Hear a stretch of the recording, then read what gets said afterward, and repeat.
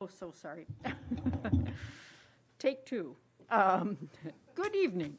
It is Monday, September 7th, 2021, and I'd like to welcome you to tonight's Columbus, Wisconsin City Council meeting. So our clerk, Pat Gable, will now take the roll. Albright. Here. Arnold. Here. Gray. Present. McCabe is excused. Motive. Here. Piperone. Here. Reed. Here. Okay, if you are able, please stand for the Pledge of Allegiance. I pledge allegiance to the flag of the United States of America and to the republic for which it stands, one nation, under God, indivisible, with liberty and justice for all.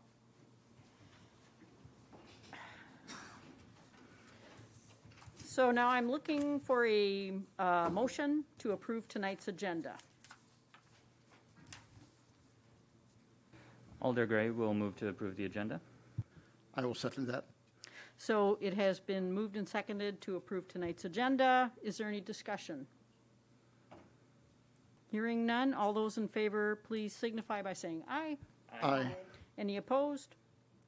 Moving on to correspondence and communications. Pat, has anybody signed up to speak tonight? Okay, great. So now I'm looking for a motion to approve tonight's consent agenda. Alder Motive will make a motion to approve tonight's consent agenda. Reed seconds. Okay, it has been moved and seconded that we approve tonight's consent agenda. Is there any discussion? So all those in favor, please say aye. Aye. Any opposed? Motion carries. So our first order of business tonight is to consider and take action on an emergency order consideration. I'm going to make just a few introductory comments before we get into the discussion. Last spring, the council did away with the mask requirement in city-owned buildings after the Center for Disease Control determined that fully vaccinated people no longer needed to wear masks. We were happy to resume more normal activities and to reinstate celebrations in Columbus like the 4th of July and the farmers market. Unfortunately now, there are serious concerns not only about the rise in COVID-19 cases in Wisconsin and Columbia County, but also the emergence of the more serious Delta variant. On October 30th, Wisconsin recorded 2,170 new cases, the highest one-day total since last January. The same day, 21 people died from COVID, also the highest rate since January. 804 people have been hospitalized, with about a quarter of those people in intensive care. 99% of those hospitalized have not been vaccinated against the virus. Because of this data, I want to assure everyone that my motivation in discussing the possible return to an emergency order in Columbus is because, or in the city of Columbus, City Hall and city-owned buildings, is because I do not want a single person in Columbus to get sick or die from COVID. Council President Gray and I are concerned about the health and safety of city employees and people they come in contact with. And therefore, we asked Attorney Johnson to devise a draft that we could review tonight, which is what you council members have before you. And so, is there discussion?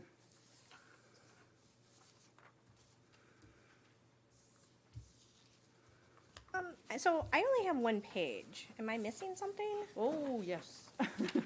Is it this? Is it stapled? Yeah. Oh, I'm sorry.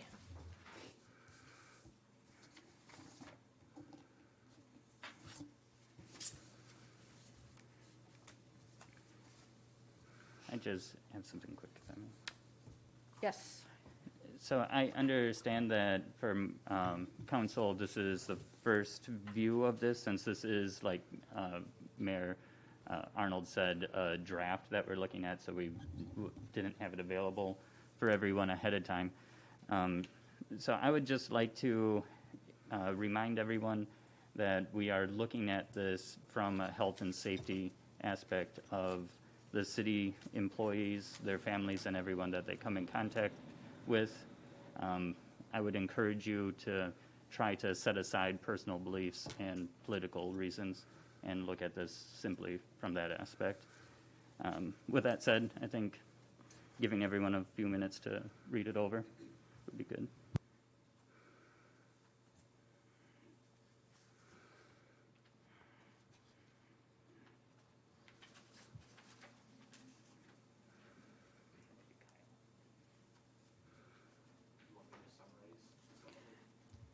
If you would like to do that, maybe that would be a good idea. Thank you. Okay, just, as you're reading through this, I did highlight some of the kind of decision points or elements of this, this order, which I think was compiled with Attorney Johnson as he looked at what other communities were discussing or had already adopted. And I believe there was multiple communities that he looked at to kind of compile the list here. Under face coverings, the first one would require face coverings again. This would be effective on Thursday, September 9th, to give a short amount of time to get back into the signage of it and get masks available again for people that are visiting. And this would be for basically city buildings. This does not apply to private homes, private businesses, anything like that. It's really our city operations and buildings. There are the people that would be exempted, and this would be regardless of your vaccination status.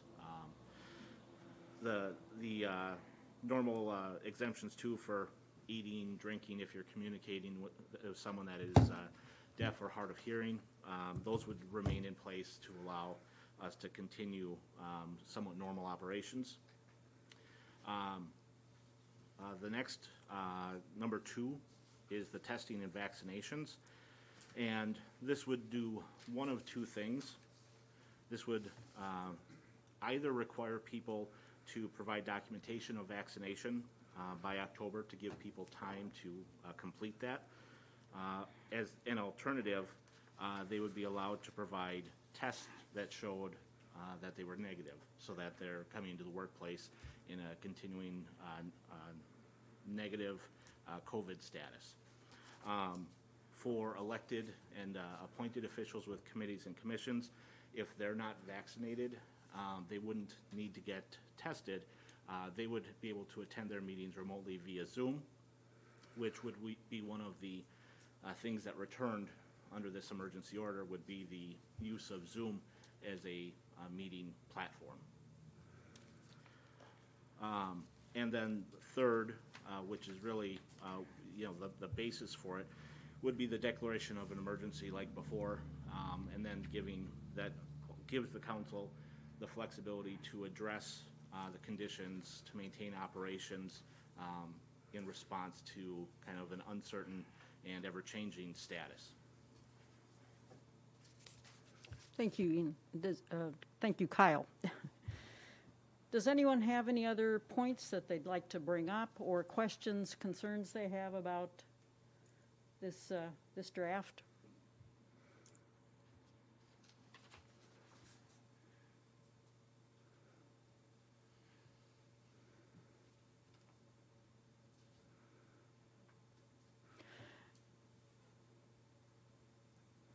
I guess the only question I would have is. Sure, Paul. What is the ending date on this? Or, I think it's hard to know. I guess I always thought that these had like an automatic expiration date unless if. Because it's a draft, I think that's something we could discuss tonight, depending on how the council feels. I think if things started looking up, and as they did last spring, and we were so hopeful that, this wasn't going to be an issue that we'd really have to worry about much, that would affect our decision to end the emergency order. If things continue to go downhill, as they have been more recently, I think we'd take that into account too.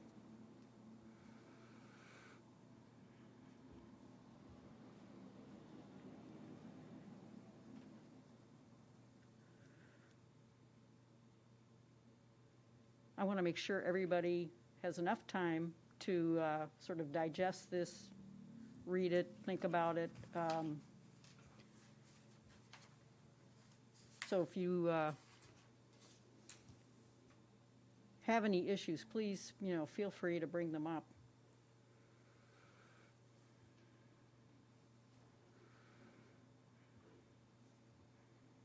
Ian?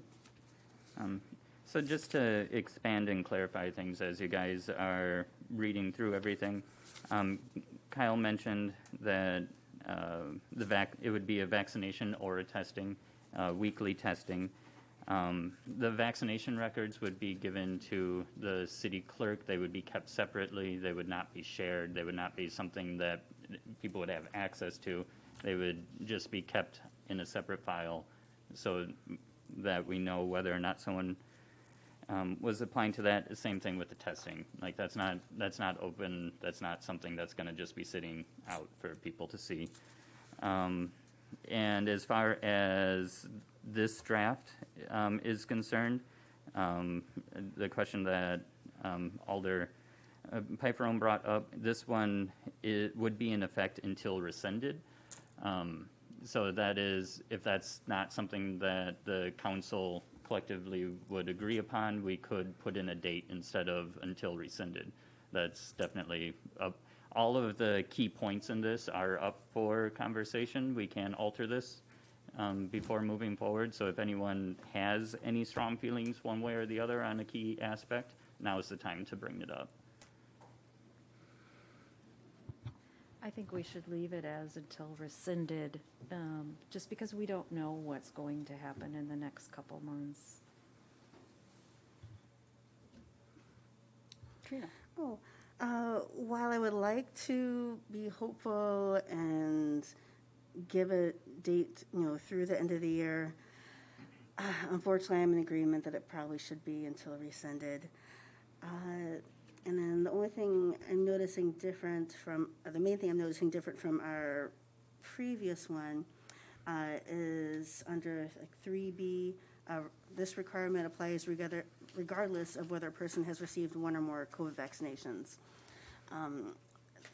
Unfortunately, that makes a lot of sense with the Delta hitting a number of people that are still vaccinated who haven't had fatalities, but, still could put a department out for a while. And the requirement that you're talking about is the face masks? Right, okay, yep.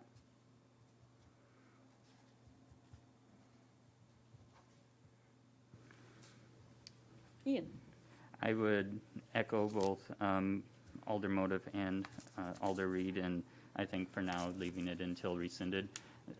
This is something that we could rescind or alter at any time. I don't see a specific end date, so I think it would be hard to assign one right now. And like Alder Reed brought up, that this does require face coverings for all people, regardless of vaccination. That is a key difference and something that everyone should understand. Part of the new Delta variant is that even if you are vaccinated, you can still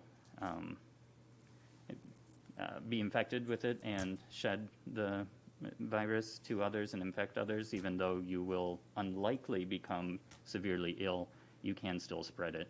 So that's the reasoning behind wearing face masks for regardless of vaccination.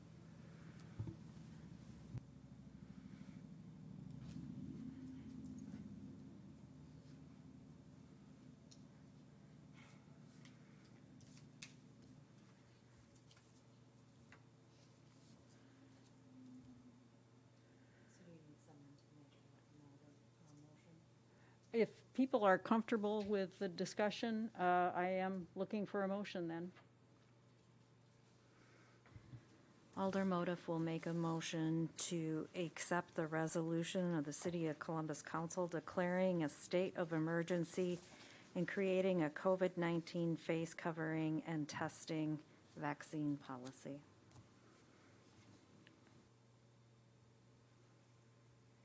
Alder Gray will second. It has been moved and seconded that we approve the resolution as stated by Alder Motif. Is there any discussion? Hearing none, all those in favor, please say aye. Aye. Is anyone opposed? Motion passes. Thank you very much.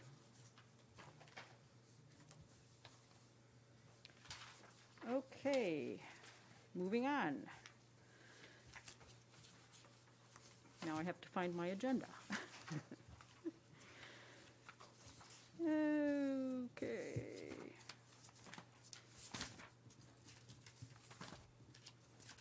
It's probably buried underneath the resolution. There we go. Okay. So the second item under new business is to consider and take action on the disposal of assets from DPW. Information is in your packet, and this is something we have discussed before, so I am looking for a motion.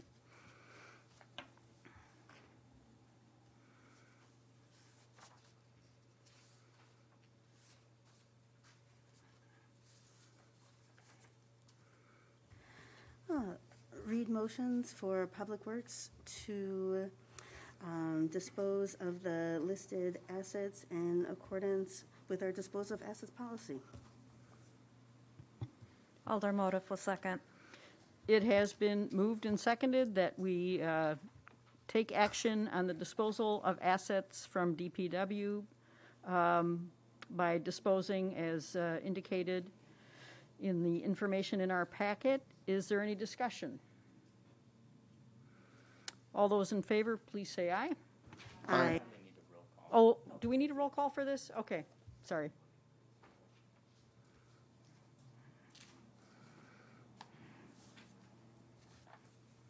Gray, Aye. Motive, Aye. Piperone, Aye. Reed, Aye. Albright. Aye. Motion carries. Great, thank you very much. Item number 3 is to consider and take action on the purchase of the Columbus Water and Light aerial lift truck and the payment schedule. This, again, is something that has been discussed in the past. The information is in your packet, and I am looking for a motion. Alder Gray will move forward with the transfer of ownership recommended, move forward with the payment schedule. All of Piperone will second that. It has been moved and seconded that we move ahead with the purchase of the Columbus Water and Light aerial lift truck and the payment schedule. Is there any discussion? So should we do a roll call on this also, Pat? Thanks. Gray, Aye. Motive, Aye. Piperone, Aye. Reed, Aye. Albright. Aye. Motion carries.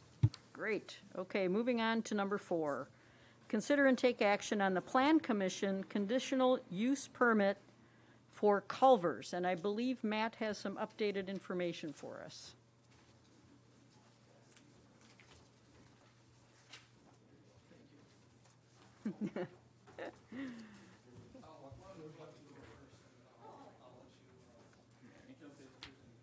Oh, thank you.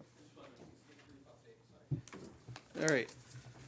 All right. So good evening. So we have revised plans that didn't make it in the packet.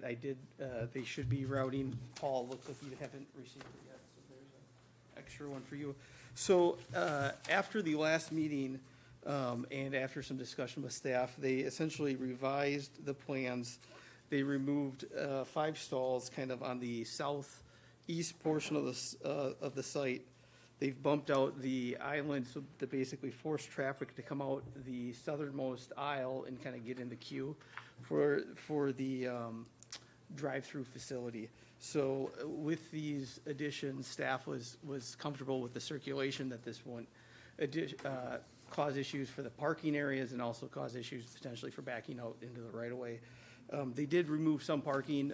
Staff has reviewed that. They still meet the minimum standards for the zoning, for the per zoning code. So with that,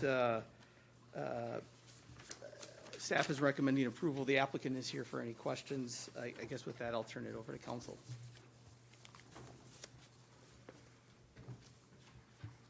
Hi,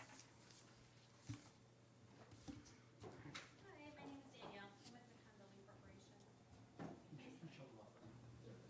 Corporation. Well, there it is. Thank you. My name is Danielle Krecha. I'm with McCon Building Corporation, speaking on behalf of Culver's. But as Matt, he described all of the changes from the previous meeting, so I'm happy to answer any questions that you may have. I'm sorry to say, when Matt was talking, I was kind of looking through the papers.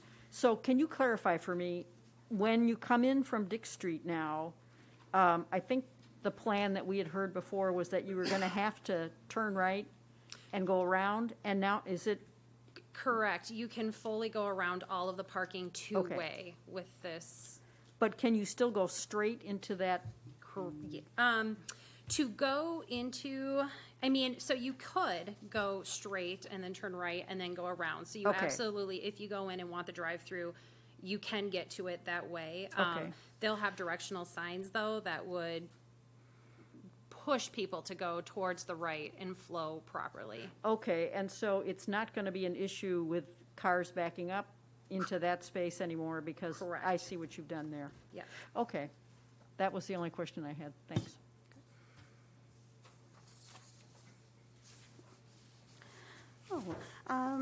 So I have a question for the coming in, or, so they can now come both in and out through Dixon. That'll be very, very easy for people to tell it's a two-way. Yes. Okay. Yes. They'll regularly keep up with their marking of the arrows and then directional signs specifically for where the drive-through entrance would go. Thank you. It looks a lot better on the part with the 5 stalls removed. Yes. And then I'm trying to tell, is there enough parking on the way out after the order's been made? So, for order waiting. For the order waiting part? Yes, there is. So this particular ownership has done this exact thing in other locations, and so they've taken that into account on how long order waiting they need. They're also really, really fast at getting food out. So, but I believe, let's see, how many do we have? So because of how pushed back the new ordering will be, there will be a longer queue time, so food waiting will actually be less after paying at the window. Okay. Oh, thank you. Overall, I liked it, and I guess the only question I have is, coming into the parking lot, I see you have it on the ground as drive-through arrow this way here. Might it be better served to have like a signage? They will have directional signage as well that will stand up probably waist high that says drive-through with an arrow, yes.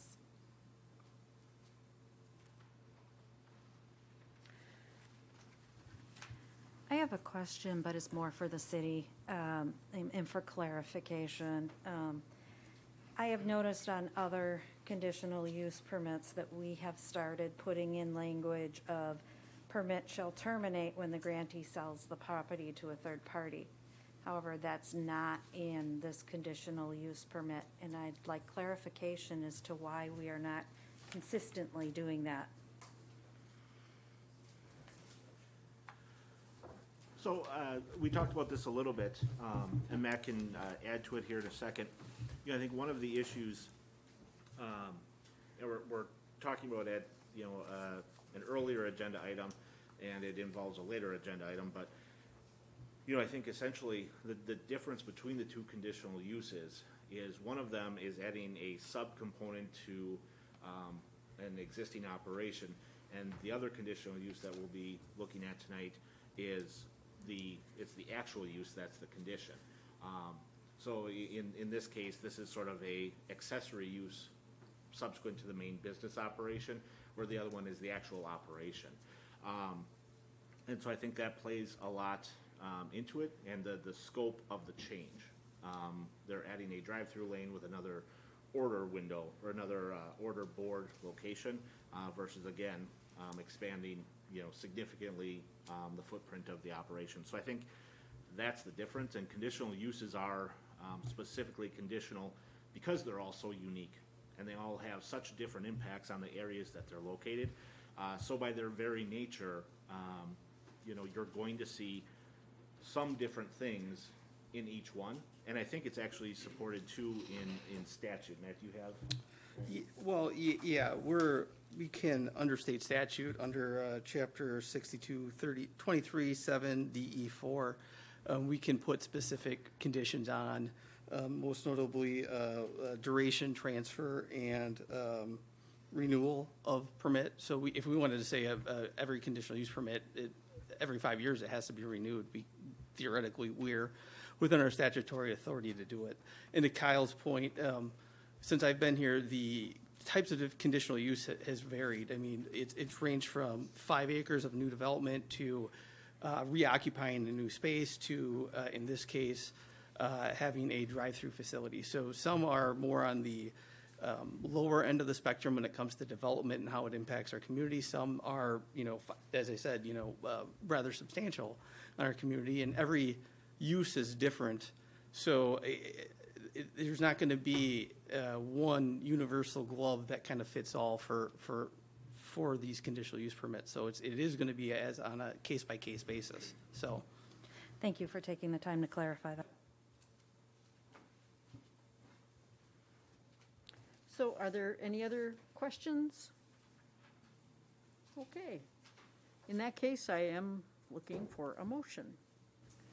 Alder Gray will move to approve the conditional use permit for 201 Dick Street. Alder Motif will second. It has been moved and seconded that the commission approve the conditional use permit for Culvers, that the city council rather approve the plan commission conditional use permit for Culvers. Is there any further discussion? And do we need a roll call for this? No. Okay, all those in favor, please say aye. Aye. Any opposed? All right, motion passes. Thank you very much. So item number 5 is to consider and take action on the Plan Commission Commerce Center zoning map amendment. I'll just introduce this quickly. Okay. So we've had, what originally started off with was a zoning map amendment for Lot 7 from I-1 to R4. Based on discussion at the council, it was desired to see actually more of the area out in Commerce Center rezoned from I-1 to R4. So what you have before you is the that was moved forward from the COW to take action on a zoning map amendment for essentially it's Lot 7 and Lot 6 of the Columbus Commerce Center. I think you guys have reviewed this a lot, so I don't need to go into the details of the application. The applicant is here tonight. I'm here for any questions, but I just wanted to give a quick overview. Thank you, Matt. So, did you? Okay, sure.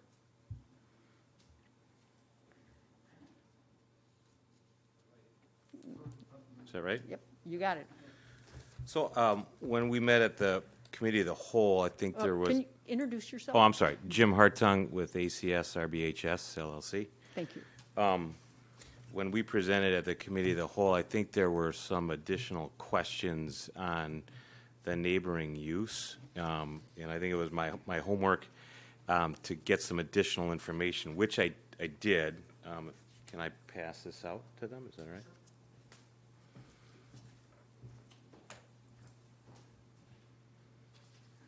Thank you.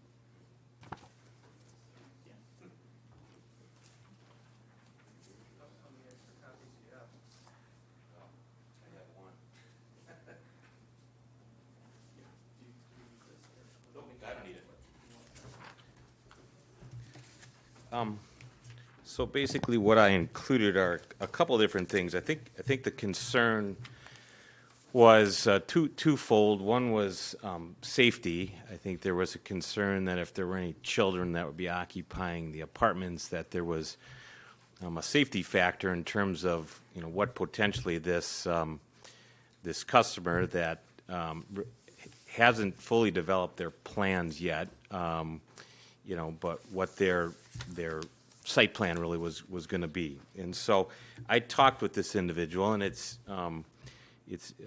Menzel Enterprises. They're located, headquartered down in Sun Prairie, and the owner of the business, Todd, sent me some information. So on the first sheet that I included there, basically was just from your I-1 zoning ordinance, which, there was, again, concern if there was going to be some outdoor storage. Well, obviously in the I-1 zoning, any outdoor storage per your ordinance has to be screened or fenced.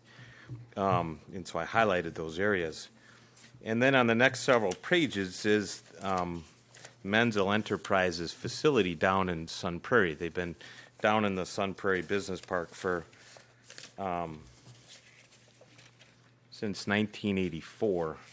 So you can see their facility. It's the first couple pages shows you somewhat of the landscape screening that they have, and then the last couple pages shows their fencing enclosing some of their storage area.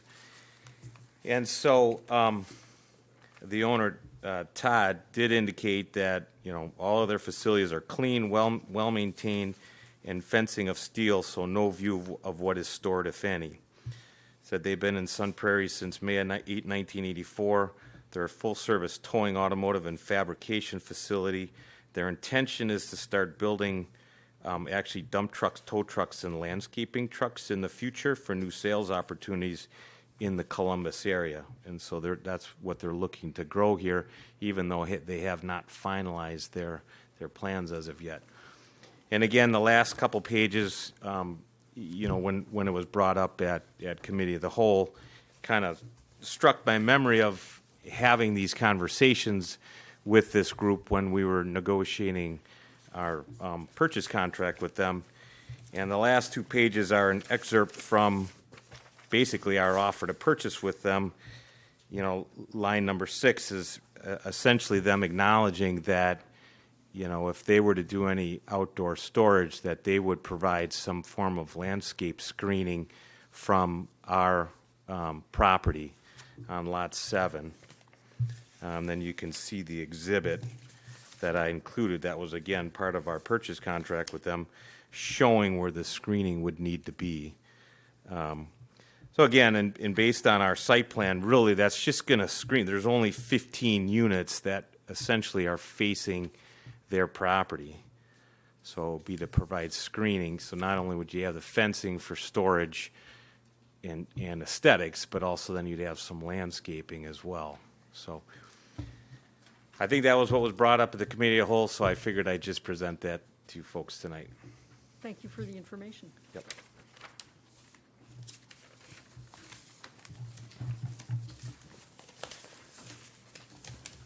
Ian? Oh, sorry, Paul? Quick question for the applicant. How tall would said fence to screen the view would be? I presume it's a two-story, is that a two-story apartment that's facing that? Yeah, ours would be 2 stories. I think your ordinance calls for it can't be any higher than 8 feet, so. So I guess it seems like it's counterintuitive, maybe our ordinance is sort of putting the view from upstairs. I'm sure you're gonna be able to see in and see whatever is being stored. Well, I think that was the point of including the evergreen trees, so it would provide that constant screening even in the wintertime. And evergreens obviously grow higher than 8 feet. Yeah, no, that was on the last page of the offer. And you can see from there, from the pictures of their facility, you can see how tall some of those trees that they have are. Shelley, did you have a question? Well, I have a question slash comment. So first of all, thank you for providing this. This kind of shows kind of a better picture. I mean, because when it was first talked about, you know, worst case scenarios, like, okay, so what is it? What's gonna be next door? A towing company, or like a place for dead cars to go. So my question is, one thing that we did talk about, you were gonna talk about the demographic that that you feel that you're gonna be renting to versus, you know, maybe the 1 and 2 bedroom having young professionals. Did you have that information with you as far as the demographic that you're, going to be wanting to rent to? Well- Or expecting to rent to? I mean, we want to rent to anybody Right, that's no, that's I know. willing to rent there. I mean, I went back and I looked at the market study. The market study basically said that the market exists for individuals most likely between 18 and 54. So I mean, it's Okay. a fairly wide range. Yep. It didn't specifically talk about, you know, families or anything like that. Again, but based on the fact that this is going to be new construction, I mean, we're planning on investing over $10 million, you know, just in the first phase alone, which is lot number 7. I mean, with the rents that we're going to need to generate and the charge out at these facilities, we're expecting it really to be more like young professionals that are going to be occupying a majority of these units. Ian? Thank you. So I see in your addendum, WB 44 on item 6 that you do have that they are going to provide screening. I assume this has been signed and agreed upon by all parties because that's not included in. Yeah. Okay. This is in our And agreement with them. Then, No, and so, I again, mean, I think that is very helpful. I do Sorry. appreciate that quite a bit. It's a little bit vague of exactly what they'll do. But I mean, that is nice, that in addition to any sort of wall or fence required by ordinance, they will also have to have more landscaping to screen out the area. That, I think, does help considerably, so I appreciate that. I suppose that's really my main thing. This was agreed upon by all parties, so there will be landscaping screening out in addition to the fencing if they park anything there. yeah, and in addition, I mean, the city has the final say over what type of landscaping, you know, correct me if I'm wrong, Matt and Kyle. I believe at the end of the day, the city has the, Correct. I mean, I think the landscaping, as currently written, although that code is under revision, currently written, I think there's some staff or engineering oversight in that to their satisfaction. You know, so I think we have some information that was provided.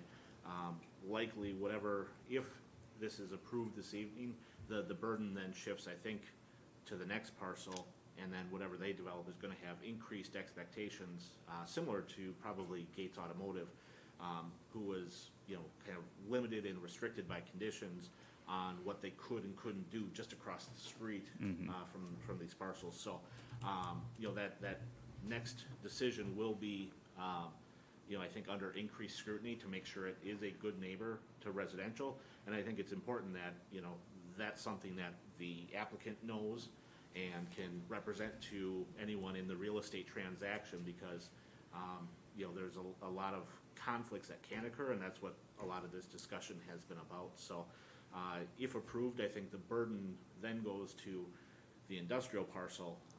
If it's a permitted use, you won't get to say anything about what goes there. But, you know, if it is a conditional use, you will have to put in some conditions that potentially reflect the nature of other conditions in the area and the residential cohabitation on the border. one of the other things the owner did mention to me, again, he hasn't finalized any site plans for this parcel. It's really more of a 2022 project for him, but he did indicate that, you know, his initial thoughts were if there was any type of outdoor storage that he does have, you know, the fencing and the screen, it would most likely back up to the mini warehousing.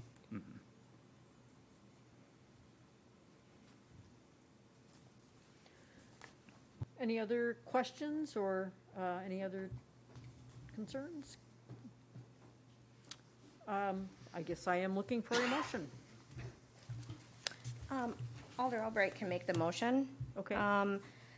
So would like to make a motion that we approve the Commerce Center zoning amendment for parcel number 11211-1512.6 and then 11211-1512.07.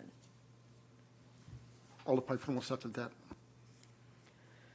It has been moved and seconded that we approve the Plan Commission Commerce Center zoning map amendment as stated by Alder Albright. Is there any further discussion? All those in favor, please say aye. Aye. Any opposed? I'm opposed, nay. Motion passes. You're welcome. Okay, moving on. Item number 7 under new business is to consider and take action on the Plan Commission certified. Oh, I'm sorry. Sorry, I skipped one. So excited about number 7, I just overlooked number 6. Consider and take action on the Plan Commission conditional use permit for Columbus self-storage.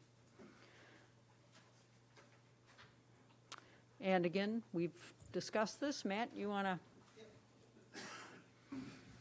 So at this point, we've worked with the applicant to kind of some back and forth on staff review and some comments. Most notably, recently, the fire chief submitted some comments that the applicant has been willing to work with us on that. So really at that point, kind of as we're moving forward, I think there's going to be a few more staff level type reviews to the site plans, but I think everything right now is ready for approval. The one thing that we didn't mention before that I know has been discussed previously was condition number 8, talking about the duration of it and having the conditional use essentially expire and any new buyer having to go through that process. As I said earlier, per state statutes, that is something that we are allowed to do. The benefit of doing it kind of upfront is you're vetting any potential new owner, and if any new owner has a poor track record, you cut it off before it comes to property maintenance. It's easier to address any problems before it becomes a problem. So that was the rationale behind using that power for this project. Any questions for me, or the applicant is here tonight? Okay. No questions? Okay. All right. Then I'm looking for a motion. Alder Motif will make a motion to, where I was trying to read, to move the conditional use permit application for Columbus self-storage forward. Approve it, yeah. Alder Gray will second. It has been moved and seconded that we approve the Plan Commission conditional use permit for Columbus self-storage. Is there any further discussion? Hearing none, all those in favor, please say aye. Aye. Anyone opposed? Okay, that motion passes. Now we are looking on, at number 7, consider and take action on the Plan Commission certified survey map for Columbus self-storage. And again, something we've talked about in the past, so I am looking for a motion.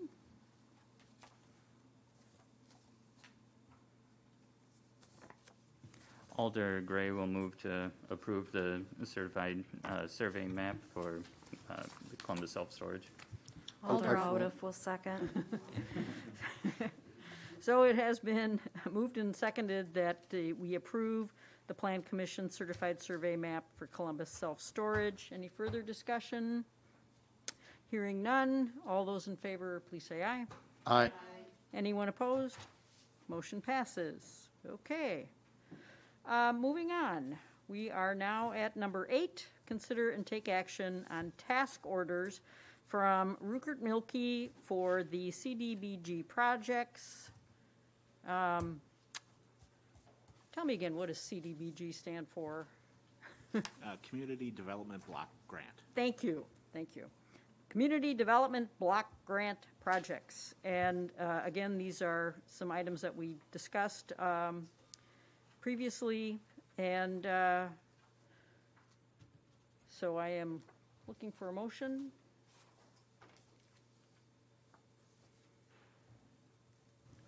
Alder Gray moves to approve task order 2021-05, the CDBG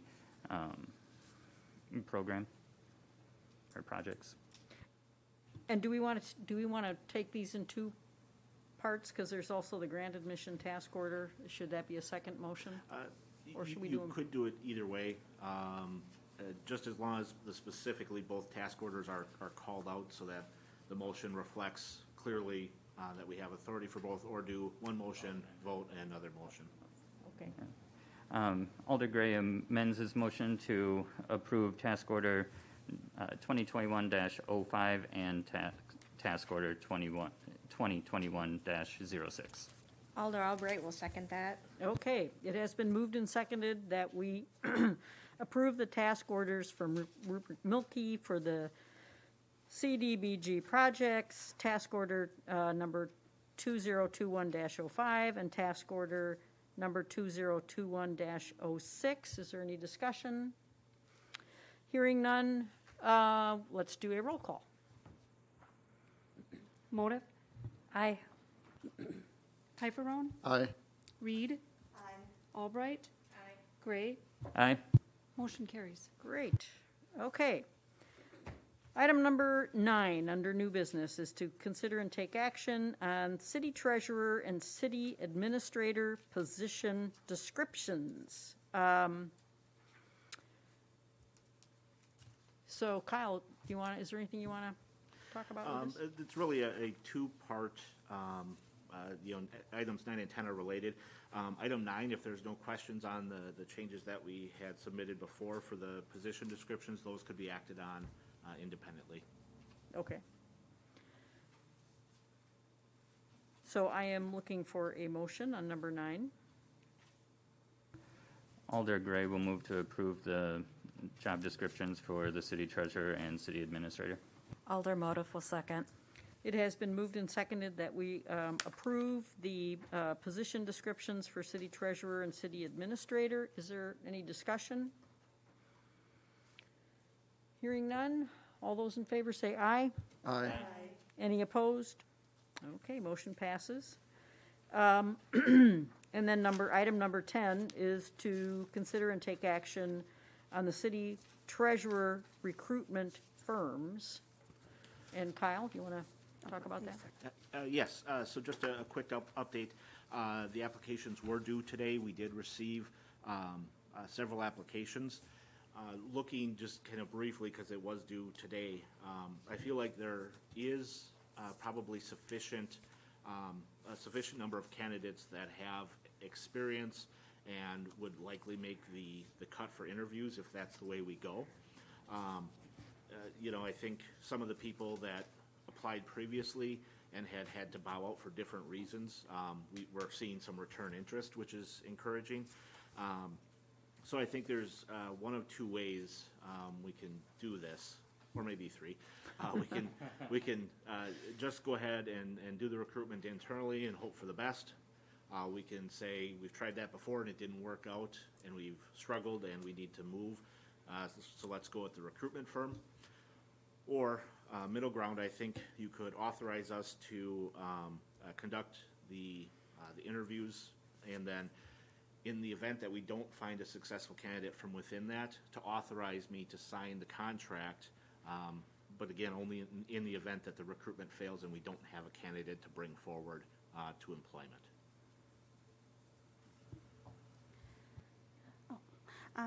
Thank you. I'm so glad to hear that there may be some viable candidates this time around with the different job description. I think that was probably really, really helpful. I'm really hoping we don't have to go the recruitment way. Just looking over the CLA contract, I mean, we would be paying $15,000 to them right off the bat. And if we don't like the names brought to us, then we get to pay another $2,000 per month. And I'm not seeing a way in the contract where we really get to back out. More like I'm seeing different ways where we can somehow pay more. And I'm just really not comfortable with this contract at all. Okay, anyone else? Ian? Yeah, so I mean, I am very happy that we got some good candidates. I am in the same mindset as Trina, which is why I thought we should go this route to begin with. My only question is, when do you think we'll know whether or not one of our current candidates is, viable for the position? I would anticipate scheduling interviews this week, potentially late next week or early the following week.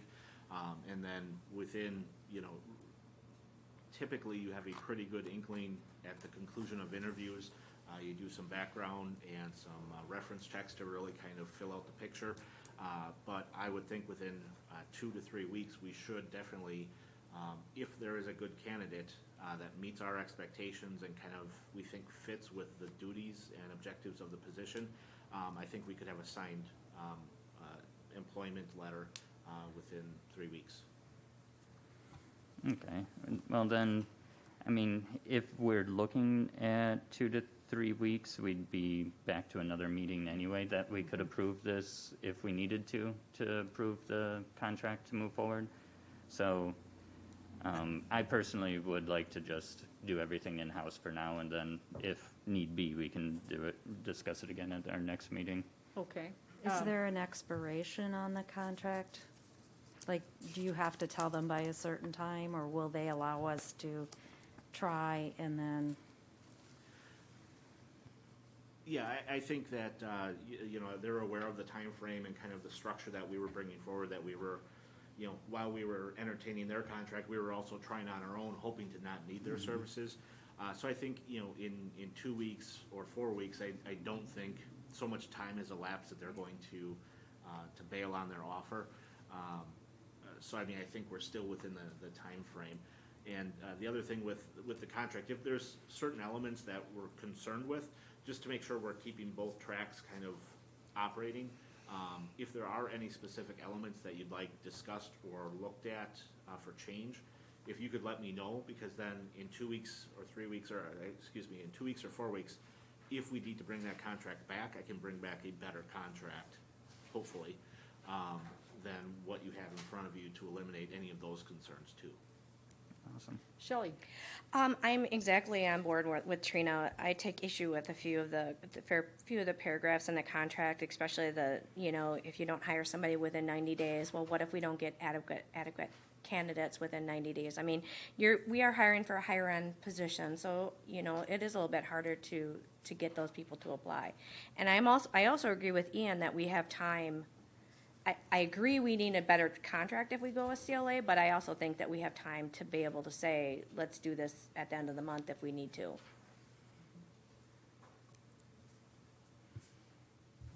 Ian?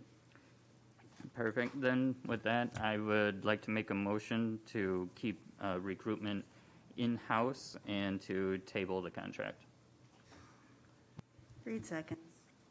So it has been moved and seconded that we keep the recruitment for the city treasurer in-house and table the, can we do this all in one motion? Table the city treasurer recruitment firm possibility? Does that work? Okay. So is there any further discussion? All those in favor, say aye. Aye. Anybody opposed?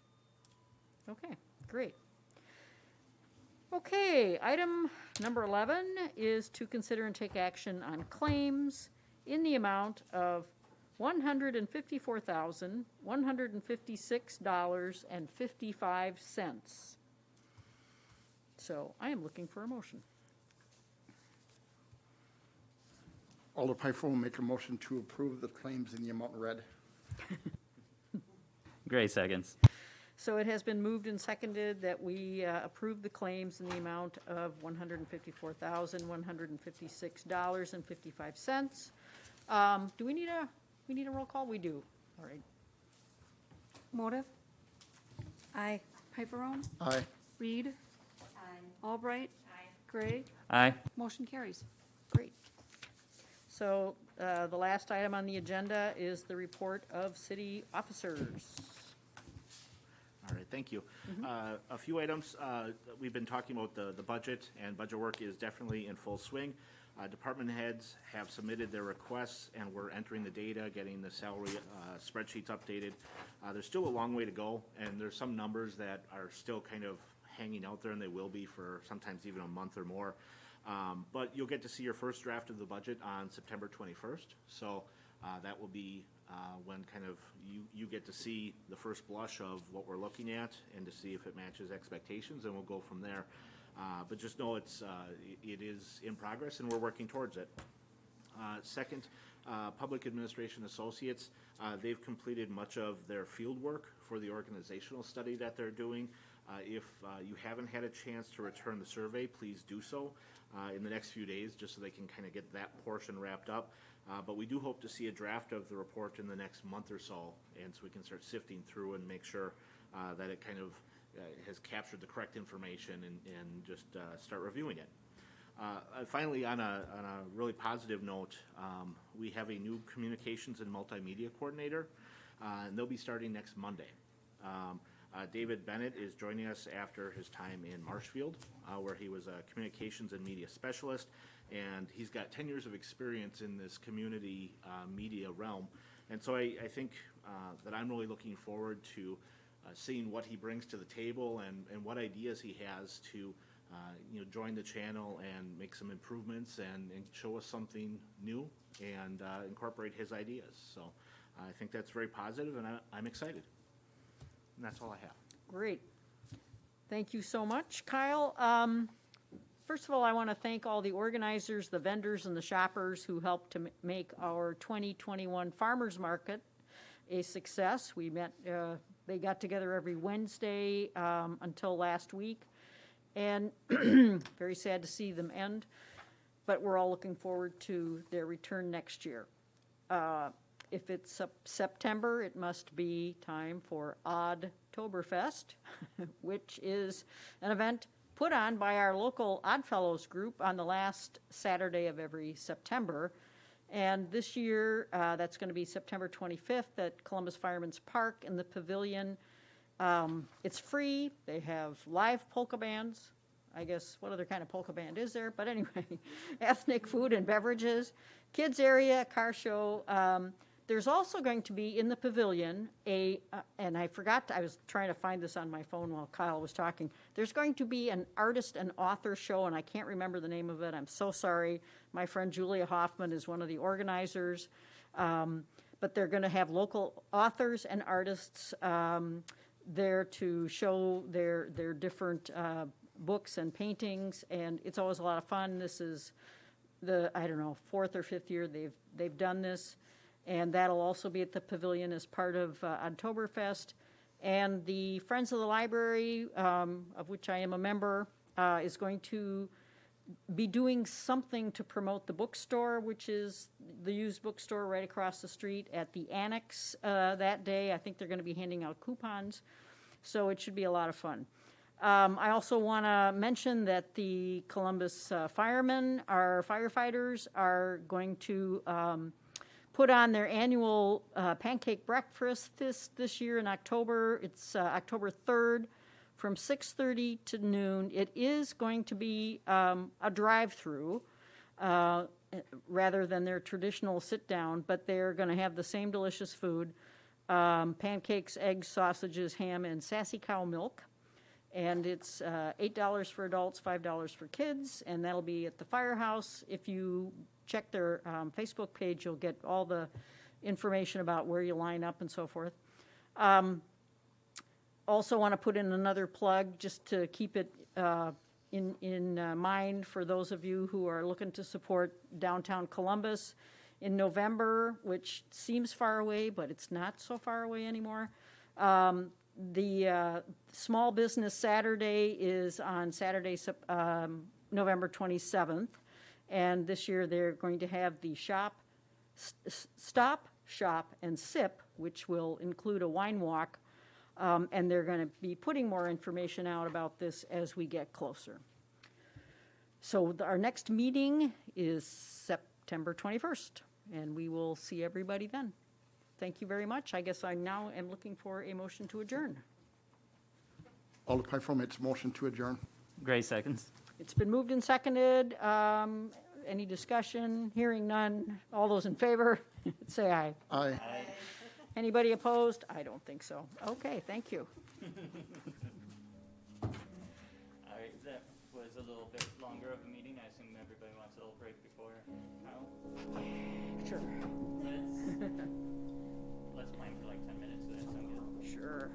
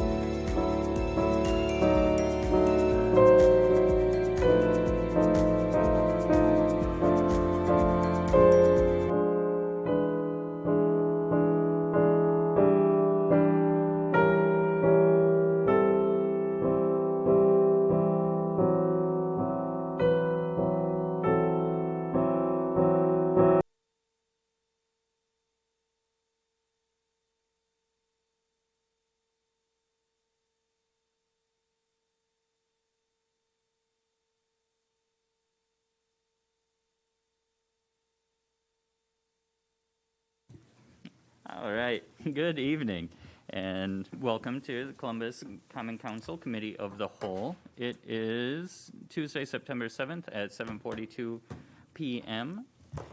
This meeting was properly noticed, and with that, if Pat would take the roll call. Albright. Here. Arnold. Here. Gray. Present? McCabe is excused. Motive. Here? Piperone. Here. Reed. Awesome. And we do not have anyone signed up for citizen comments today. So then next up is in your packet, we have the minutes for the CAAC, the CWL, the CHLPC, the library, and Parks and Rec. Anybody have any questions, comments, or concerns on any of those? Oh, go ahead, Trina. Oh, I mean, not a concern. The only thing I really noticed was for the Columbus Water and Light, seeing that they'll probably have to postpone replacing the pickup truck and Bobcat to pay for tank repairs. That's unfortunate, but just the one thing I noticed might show up on the budget coming up. Thank you for pointing that out for us, Trina. Anybody else? All right, moving right along. Then item number 6 is to review and consider the resolution for Columbia County Library Tax Exemption Program for Columbia County. And then you'll see next up is Dodge County. Did you want to give us a little bit more info on that, Pat?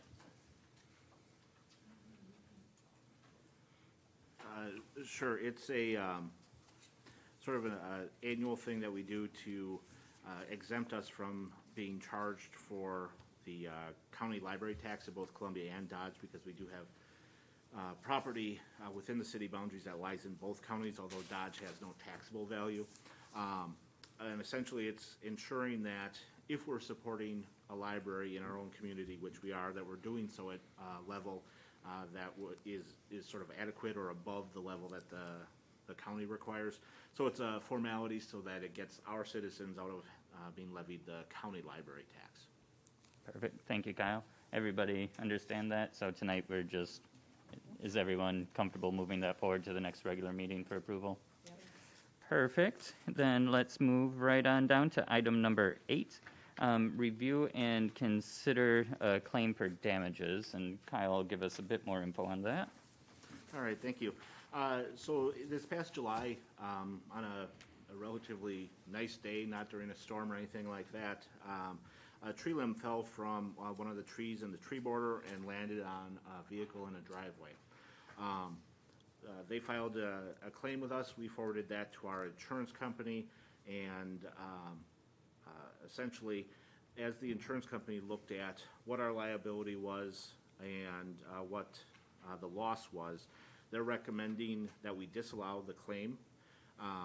They found that this was not part of any gross negligence on the part of the city, and the private insurance company that the claimant has, I believe, made them whole for the loss of the vehicle.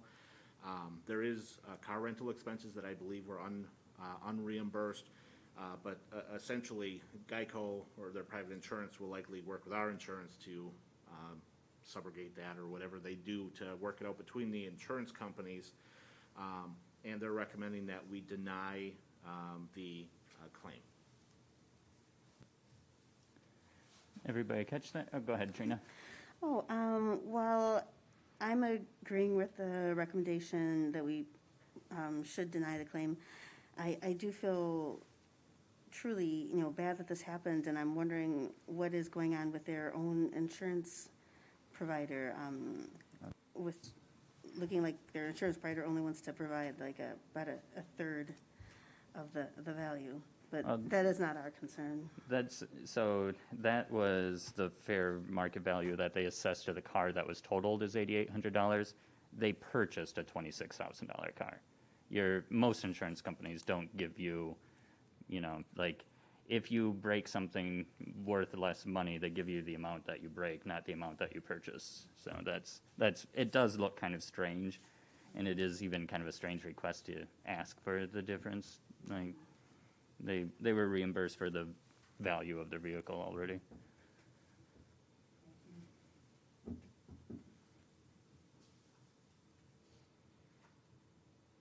any other comments or concerns? Go ahead. So my only comment is, I agree that we should disallow it. I really don't think that we should be held responsible, especially since there was nothing wrong with the tree that was reported. Right, and if there is any additional things, like Kyle mentioned, our insurance company, their insurance company can figure that out, so. Are we all in agreement to move forward with just disallowing to the next meeting? Perfect. Awesome, moving right along, look at this, we are cooking. Now, next up, item number 9 is to review and consider the snow policy and ordinance, and if, Jerry, if you'd like to go over anything on that with us? I promise it'll be fast and pain, well, I can't promise anything until, I don't know. No, you're good. Good evening. This is something that was kind of in the works before I came here. Some of these ordinances have been reviewed. What I could say is this particular ordinance was being reviewed for a few basic elements. We wanted to better address the winter parking restrictions, better address the snow emergency and the declaration of the snow emergency, and then to address the expansion and the control of the parking areas in the downtown area. So some of the verbiage was changed and some of the areas were rewritten just to primarily address those issues. If you have any questions regarding that, I know Kyle and Attorney Johnson had some input into this also. Thank you, Jerry. And so it's just basic updates, like before you had to, like the Public Works Director had to go out and measure at DPW if there was like 2 inches of snow, and then they'd declare an emergency. Now it's automatically declared, basically, with going along with the predicted weather, if that makes sense. Go ahead. Yeah, Sharon. I have just a couple comments. One, so we live right on Ludington, and so we have some ramps for people that are disabled. And I know some of my surrounding neighbors, they do not do a good job. And I know that it says that you're supposed to do it the width of the sidewalk, but I can't help but feel that maybe that should be identified in the ordinance as, you know, if it's an opening that is supposed to be for a ramp or for like a wheelchair or something, that should be outlined specifically, because I think that's a huge issue. And I lived right downtown, so we have all kinds of people walking past our house.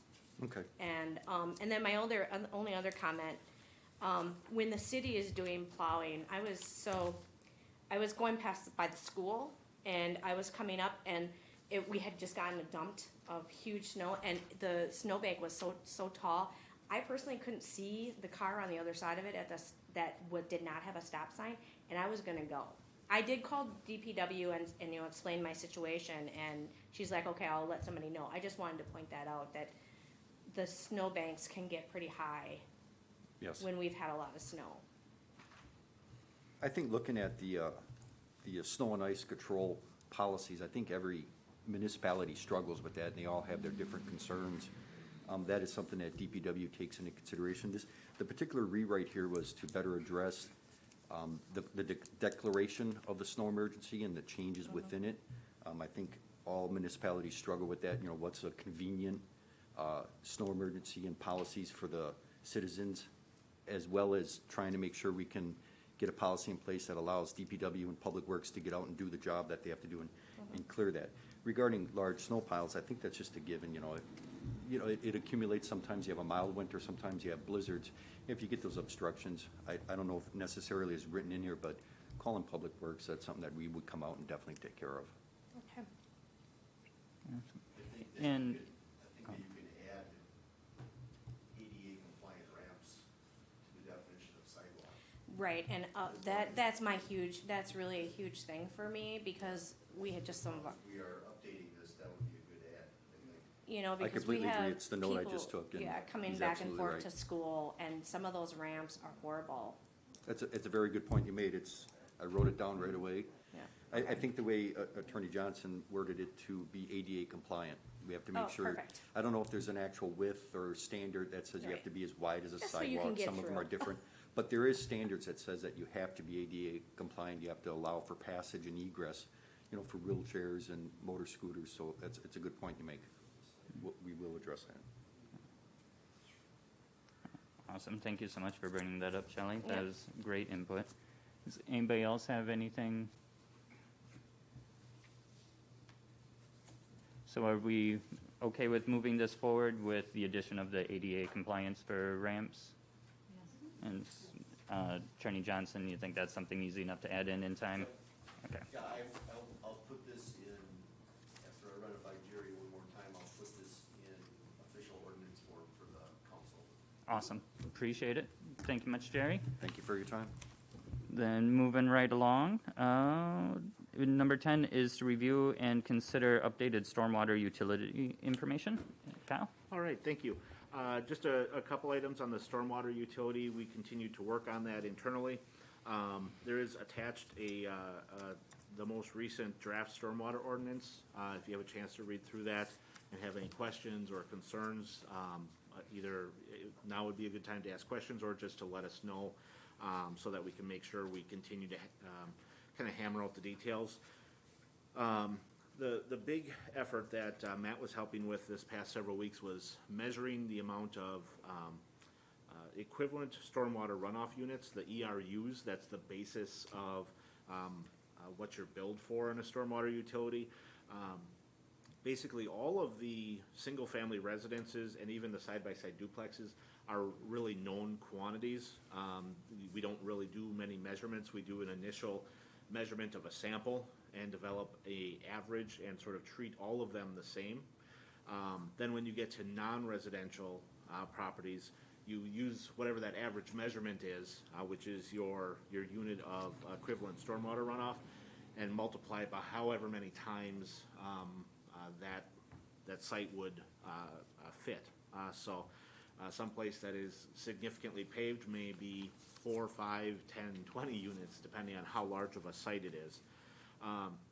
So right now we're estimating 4,800 equivalent runoff units, and if we extrapolate that with the $5 a month per unit, it's approximately $288,000 annually, and this would again be for stormwater expenses only. The actual revenue, though, like I mentioned, is going to be less.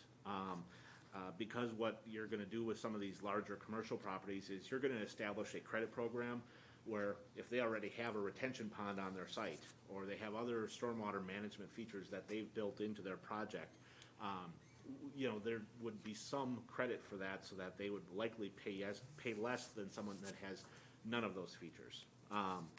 Additionally, there's kind of a range of options, even with homeowners, to say if you incorporate a rain barrel or some other measure to give a small amount of credits over a short amount of time to reward those kind of efforts to reduce the amount of stormwater that has to go through our system. So that's an amount of money. We're still kind of waiting to find out what the updated project costs are, and I think that's going to be coming likely at the next meeting. But when you look at that amount of money, it gives you the flexibility, I think, to do a couple different things, to either start taking some of the small projects right away, to start saving for bigger projects, or to borrow immediately and do some of those larger projects that we've been talking about and use the funding for debt service. One of my preferred methods always is to do a little of each of them and potentially borrow a smaller amount up front to do some significant projects, but also start putting money away so that we have a sustainable funding mechanism to address our stormwater needs over the long term. So we're still working on a credit structure. That would be something that would be coming to the council as well. The proposed operating budget for next year, I plan on incorporating that in a draft format in the budget that you'll see in 2 weeks. And so that's kind of where I am right now. If there's any other questions or any other, I guess, advice or guidance you'd have for me, I'd like it so we can make sure we keep it moving. Oh, I just had a quick question. So the equivalent stormwater runoff units, that's one typical single home property. But could a single home wind up being 2 ERUs if they have a lot of driveway or what have you? So typically the ordinances that I've seen treat all single-family residences the same. And so they get a sample size that gives them some kind of confidence that the measurement they have represents the average. So the average by nature is gonna have some that are above, some that are below. And so the goal is to treat the majority of your properties the same for the ease of billing and administration, but to have a substantial sample size so that there's some significance to the numbers you're coming up with. But recognizing you will have some up, some down, but it actually, the administration of a more specific one, where you would go to each property and measure each residence, would be really burdensome and expensive, and a lot of the costs would be eaten up in just the administration. So that's kind of what other communities have done, but we could kind of adopt it to what fits us best. Right. Yeah. So basically, at the rate that we're looking at, this proposed rate, it'd be $5 per month per household then? Correct. So we're operating in a slightly backwards fashion from how we've looked at other utilities in the past, where you have a known number that you're shooting for, and then you divide it out to figure out what your unit cost is. Here, we're setting on a unit cost that we feel is reasonable and achievable and not too burdensome, and then kind of figuring out what that will allow us to do with stormwater. Being as there is sort of an unknown quantity of stormwater work to be done, there's existing stormwater infrastructure, infrastructure under the streets, the ponds, also the dredging and things like that we've talked about. We know there's a significant amount of work out there. One of the things that probably is worth a conversation at some point is if we're going to start at, say, $288,000, or say it's $5 a month per ERU, to see if there's an initial term that we want to establish to say, we're going to set this and we're going to lock it in for the first 5 years or 3 years, or if we want to let it float free and see what the need is actually after we develop some more data. But I think that's all customizable to what the council sees as meeting the need. Good info. So I have Shelley? a question. I'm not really, I don't really know a whole lot about stormwater. So my question is, if you are somebody that has a sprinkler system, and the reason I thought about it is because you were talking about credits.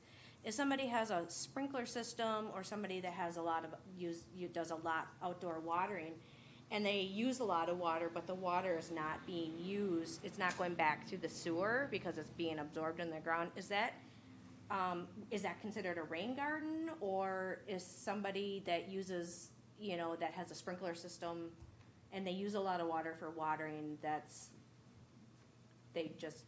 not something that could be used as a credit, or?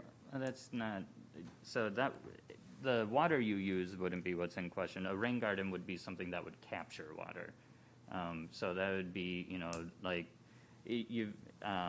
sometimes when the gutters off your house or in trenches, you'll see the, layers of gravel and different materials and different plants to capture water. You using water does not do anything to improve water runoff. Go ahead, Kyle. Yeah, I have not seen any of the example communities kind of addressing sprinklering or anything like that as adding ERUs or anything. Right. The things that you can do to take any water you generate on the site and keep it on your site and have it infiltrate into your own ground, those are the things that are generally rewarded. And so, even at the homeowner level, like I said, the rain barrels I've seen be a common credit for a limited period of time to take a certain portion of your fee off the table because you're reducing the amount of water coming down off your parcel. The only other question I have with credits is, so with credits will of course have to be looked at on an individual basis. When we look at credits, are we going to then look at the home or business or whatever individually? Like, since every home is equal and, it would have one ERU basically. Like, say I put in a rain garden, I have probably 5 times more concrete and a lot more surface area of my house than a normal home. So if I put in a rain garden, that might bring me down to, you know what I mean? So like, would I still, me personally, I don't think in that scenario I should get a credit. And like, is that something we'd be looking at when they apply for a credit? That's something we could address in a credit policy. I haven't seen one kind of going to that level. Again, kind of treating the mass of properties as similarly as you can. However, if you have more concrete or you add more concrete, I don't think we're anticipating charging you more. It would be if you institute some measure to reduce the amount of water coming off, we would give some kind of credit. Also the zoning rules, I think, come into play in that you can't concrete 100% of your residential lot typically. So, there are green space requirements that would act as a buffer to maintain at least some green space and infiltration capacity. So, I mean, I don't know. I think that's something that when we talk about credits, it's something we'll have to look at because not every house is equal. Like if I put in a rain garden, that might bring me down to a normal house. I don't know if that should qualify me for a credit or, so I don't know.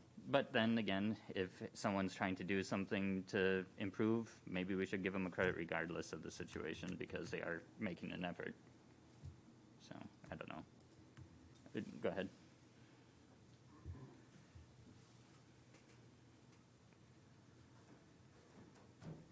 Yeah, just from an engineering standpoint on the credits, what I've seen in some communities is your credits are based off of kind of a set value, much like the rates, like the ERUs are. So if you have a rain barrel, maybe you get a 5% credit, or if you have a bioretention area, you get a 25% credit. And it's kind of going back to what Kyle said, it's very difficult, I think, for communities to administer a case-by-case basis. So what you do is you give credit for a feature. So if I built a 1,000-foot rain garden or a 10,000-foot rain garden, I would get just that % credit. So it's really up to the owner to decide, do I want the credit and what's the value in the credit and how much do I care about the stormwater? And maybe somebody, is very environmentally minded and said, I want to do something above and beyond. I understand I'm only going to get X amount of credit for it. Because then the application is a little much easier and it's also defensible because once you start trying to determine how the credit varies across different situations, then it has to be defensible. Then you have to say, well, why is this? What's the benefit? Why is this person getting more than the next person? So the structure that I've seen for credits is very just kind of tiered, just kind of laid out standard. You check these boxes, you apply, as long as you've provided proof that you've installed that and somebody's inspected it or verified it, then you've gotten X amount of credit. And I don't think the credit is ever intended in any of these communities to give 100% refund to somebody. The credit is to give a discount off of what the rate might be. So if a business was being charged, say, $500 a year, the credit might get them down to $250 a year. But then that's kind of the floor. There's still kind of a basis where, I guess in a perfect world, you'd want everybody to retain all of their stormwater, but it's not practical either. So anyways, that's kind of the credit structures, just to give you a little idea of how they kind of work. They're much like the ERUs. They're kind of an average and a set number. So that makes sense. That makes a lot more sense then. And the size of the garden and things like that don't really matter, just that you're putting forth the effort and putting in the garden and doing something. That makes sense. And probably the only real viable way to do it. Awesome. Anybody else have any questions or? Perfect. And I mean, this was more meant to just be an update, so there's not really anything for us to do right now. But we appreciate that everybody's working hard on this, so thank you. So next up is to review and consider the CDA bylaws. And of course, we have Matt here. All right. So the CDA bylaws haven't been updated in about 20 years, basically when it was created. I've been working with the CDA kind of slowly over probably the past 9 months to maybe even a year, as we had some new members come on the CDA to kind of get the bylaws up and revised and get to a point where the council could take a look at it. So at this point, in your packet is a copy of the draft bylaws, and at this point, I guess I would say it's a fairly kind of standard when I've looked at other bylaws and how they're set up. I've looked at several different communities. I mean, obviously, it outlines several different key things like chair people, vice chair, I guess the members of the CDA and the duties, and then also how a meetings ran and things of that nature. One of the things that I think was the most key that needed to be updated was the duties under, I believe it's under Section 2. It appeared that the original CDA was set up to basically buy and predominantly sell industrial land in the city. And from what I could gather from the old records, that the CDA was essentially set up to sell the land in the Commerce Center when that was first brought up for development about 20 years ago. So one of the things that came out of the review is that we needed to update it to kind of more accurately reflect the current operations of the CDA. And I think one of the big things I think the CDA is looking to become actively involved in, and you'll see it in a budget request this year as well, is that having using more of the property acquisition component of a CDA and the CDA's ability to acquire and hold property for either purposes of the city or for economic development or for potential redevelopment type activities. So I guess with that, I'm looking to move this forward to a council meeting for approval of the bylaws and have a resolution that I've already have a draft resolution. I'd have to send it to Attorney Johnson just for his review, and he probably should review the draft bylaws as well. And this is one where if we want to wait in a meeting so you guys can fully digest the bylaws, that's fine as well, and we can have this discussion again on the 21st and then approve it first meeting in October, or we could move this to the next meeting. I guess with that, I'm open to any questions. Awesome. Thank you. Does anybody have any questions? So what's everybody think? Would you like to see this go back to a cow after you look at it some more, or are you comfortable moving things forward to the next regular meeting for votes?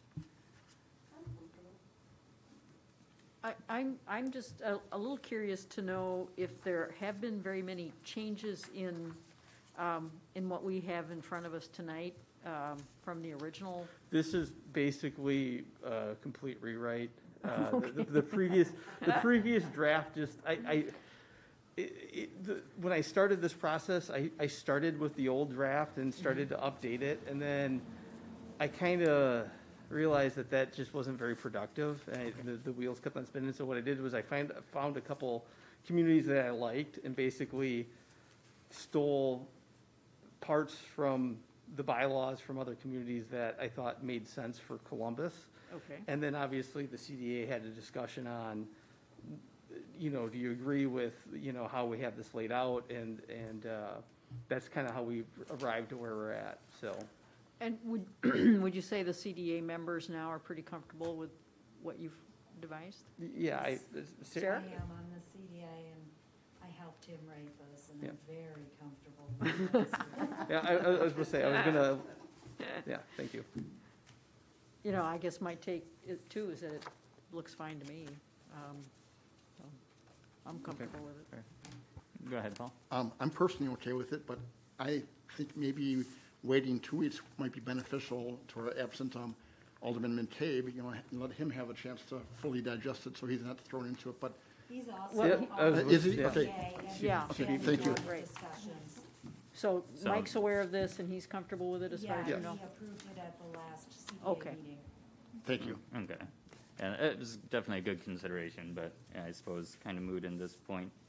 So, yeah, I mean, so sounds like everybody's okay with just moving this forward to the next regular meeting then? Okay, perfect. Awesome. Then, next up, we have Matt again for TIF 5 project plan amendment. So, what you have before you tonight is a potential plan amendment for TIF 5. With TIF 6, the downtown TIF created, staff identified that there's still capacity to amend TIF 5 this year if we chose to do so. We have, you can see the map of the potential areas to be amended. There has been some interest in this general area of the community, and we think it would be beneficial to have this area in a TIF district. It would give us the flexibility to be responsive if there was any sort of proposal that came our way. And I have a timeline. The 15th has been confirmed for the Joint Review Board and Plan Commission. Basically back to back. The Joint Review Board will meet on the at 5:30, Plan Commission at 6 p.m. I tried to do a special council meeting that night to have everything line up. It didn't work out. So I think we kind of went to, well, we have the meeting on the 21st. It will still meet our deadline of having a TIF in place and approved by September 30th. The key date about September 30th is then the value for the new areas in the TIF district is from 1/1 of 21. So if we approved a TIF district amendment on, so it basically locks it into this year's values, which we already know, and the analysis that I've done shows that we have the capacity to do it, even with the addition of TIF 6. So I guess with that, I'll open it up for any questions. And we talked about this a little bit before, if people, oh, go ahead, Drina. Oh, so what kind of cost would it be for amending TIF 5? Is that the 13,500? Correct. Oh, yes. dear. Yeah, I wish we'd known a couple months ago. Thank you. Yep. And please note that the TIF will reimburse or will assume all the costs for this. So this will not be coming out of the general fund. This would be coming out of TIF 5 expenditures. So it's not like this will be something on the general fund. Thank you. Anybody else have any questions or comments, concerns? Personally, I would like to see this happen right away, so I'm good with moving this forward. How's Paul's nodding? Everybody else? Good? Yeah. Okay, perfect. Thank you. And then next up is to convene to close session per 19.851E, deliberating or negotiating the purchase of public properties, the investment of public funds, or conducting other public business whenever competitive or bargaining reasons require a closed session, specifically to discuss potential developments in TIF 6 in the city of Columbus.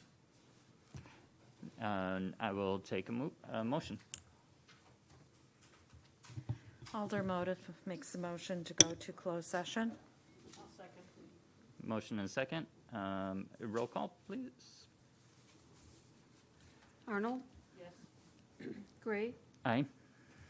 Motive? Aye. Piperone? Aye. Reed? Aye. Albright? Aye. Motion carries. Perfect.